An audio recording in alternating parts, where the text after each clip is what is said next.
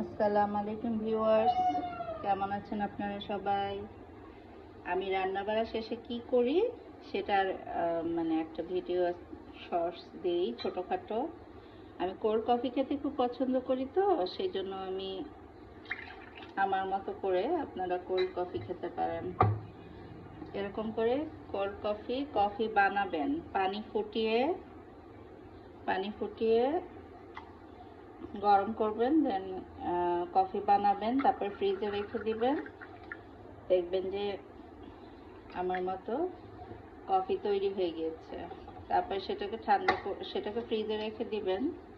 তখন একদম যখন কোল্ড হয়ে যাবে সেটাই কোল্ড কফি ছাড়া তো আমার দিন চলেই না। আমার যখন রান্নাবাড়ি শেষ হয় তখন মানুষ শরবত খায়, অনেক কিছু খায়, কিন্তু আমি শরবত বা কোনো কিছুই খাই না। আমি ফ্রুটস তো খাই, আর কোল্ড কফি না হলে আমার দিন চলে না। আমি কোল্ড কফি খাবো এখন। তো ওকে ভিউয়ার্স, আল্লাহ হাফেজ।